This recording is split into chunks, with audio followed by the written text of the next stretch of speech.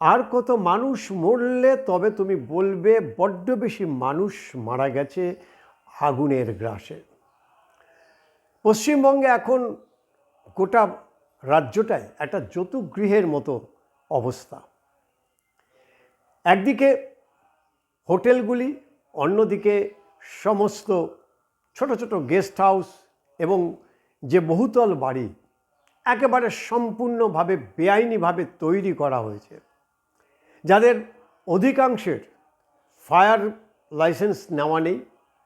Fire brigade থেকে অর্থাৎ দমকল দপ্তর থেকে তাদের টাকার বিনিময়ে তাদেরকে লাইসেন্স দেওয়া হয়েছে, আর তার খেসারত দিতে হচ্ছে নিরীহ মানুষকে। তারাপীঠে যারা মারা গেছেন তাদের কি দোষ ছিল?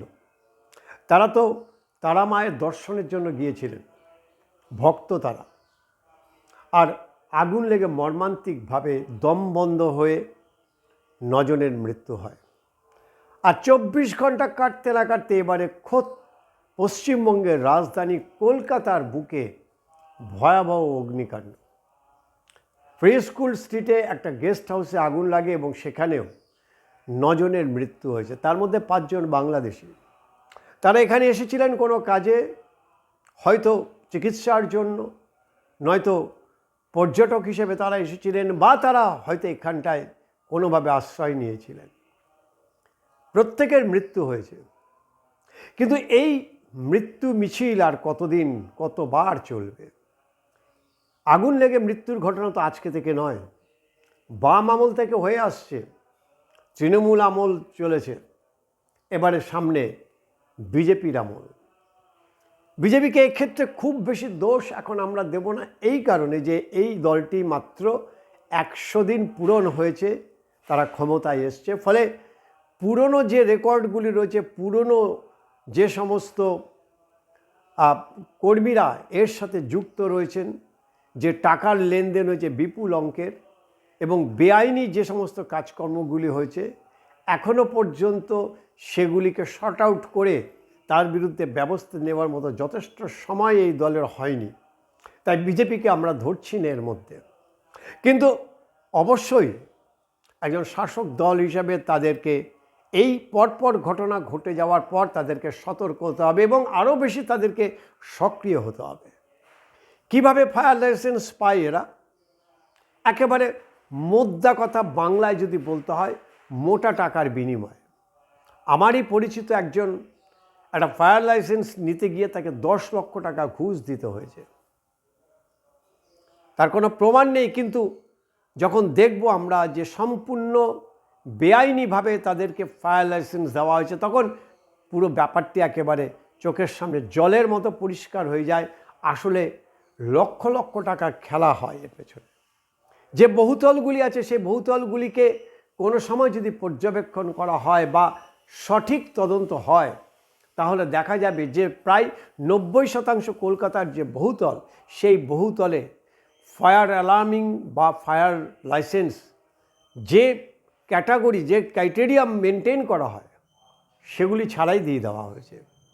কিভাবে দিয়ে দেওয়া হয়েছে সবাই জানে, এটা দিনের আলোর মতো পরিষ্কার, ওপেন সিক্রেট। মোটা টাকার বিনিময়ে প্রমোটারদের সঙ্গে এই হোটেল মালিকদের সাথে লেনদেন হয় এবং তারপরে যথারীতি যা হবার হয়। আগুন যখন লাগে তখন নানা তদন্ত বেরিয়ে আসে, নানা অভিযোগ উঠে আসে, নানা অবৈধ বেআইনি কাজ কারবারের কথা উঠে আসে, কিন্তু তারপর আবার যথারীতি থিতিয়ে যায়। স্টিফেন কোর্ট থেকে শুরু করে আজকের এই ফ্রি স্কুল স্ট্রিট, আমরি, একের পর এক মৃত্যুর ঘটনা। মনে আছে আমরিতে একটা হাসপাতালে আগুন লেগে 93 জনের মৃত্যু হয়েছিল 2013 সালে। তারপরেও সে আমরি আবার রমরমিয়ে চলেছে। কিন্তু এই ফায়ার সিস্টেমটা কি চেঞ্জ হয়েছে? যে হাসপাতালগুলি রয়েছে, যে বহুতলগুলি রয়েছে, সেগুলি কি সত্যি সত্যি যথেষ্ট নিরাপদ? তাদের নিরাপত্তা বিষয়ক যে ব্যবস্থা রয়েছে সেগুলি কি সরকার খতিয়ে দেখেছে? আগের সরকার তো দেখেনি, দেখার প্রশ্নই নেই। কেন দেখেনি সেটাও আমরা জানি, যে কারণ কোটি কোটি কোটি কোটি টাকার খেলা হয়েছে। বেআইনিভাবে গোটা কলকাতা, পূর্ব কলকাতা, দক্ষিণ কলকাতা পুরোটাই যে ওয়েটল্যান্ড, সেগুলিকে ভরিয়ে বহুতল হয়ে গেছে। ক্ষমতায় আসার পরে শুভেন্দু অধিকারী বলেছিলেন যে এই বেআইনি বালিগুলিকে আমরা চিহ্নিত করেছি এবং সেগুলিকে ভাঙা হবে। আমরা এখনও পর্যন্ত দেখিনি যে কোনো বেআইনি বাড়িকে চিহ্নিত করে সেগুলিকে ভেঙে দেওয়া হয়েছে। ইতিমধ্যেই তিলজলাতে একটা ঘটনা ঘটেছিল, যেখানটায় বেআইনি বাড়ি ভাঙতে গিয়েছিল, সেখানে হাইকোর্ট তারা হস্তক্ষেপ করে সে বেআইনি বাড়ি ভাঙা বন্ধ করে দিয়েছে। আদালতের হস্তক্ষেপ অনেক সময় আমাদেরকে বিভিন্ন কাজ থেকে তাদেরকে হয়তো আটকে দিতে পারে, কিন্তু সরকারের যে নজরদারি, সরকারের যে সক্রিয়তা, সেটাতে কোথাও তো ঘাটতি রয়েছে, খামতি রয়েছে। একের পর এক ঘটনা যখন উঠে আসছে, তখন আমরা আশা করব যে সরকার এদিকে নজর দেবে। এই যৌতুকগৃহ, কলকাতাকে যৌতুকগৃহ যারা করে তুলেছে তাদের বিরুদ্ধে কঠোর থেকে কঠোরতম ব্যবস্থা নেবে। আর যদি না পারে, তাহলে বাম সরকার, তৃণমূল সরকার এবং বিজেপি সরকারকে একটা ব্র্যাকেটের মধ্যে রাখলে খুব বেশি কি আমাদের অপরাধ হবে? আমরা পরিবর্তন চেয়েছিলাম, আমরা শুধুমাত্র বাহ্যিক পরিবর্তন চাইনি, আমরা সত্যিকারের একটা পরিবর্তন চেয়েছিলাম। আইনের শাসন থাকবে এখানে। আর একটা কথা সবসময় আমাদের মনে রাখতে হবে, সরকারি কর্মচারী অর্থাৎ সরকার যদি দুর্নীতিগ্রস্ত না হয়, সরকার যদি দুর্নীতিতে যুক্ত না হয়, এমন কারো পৃথিবীর ক্ষমতা নেই যে কোনো দুর্নীতি করতে পারবে।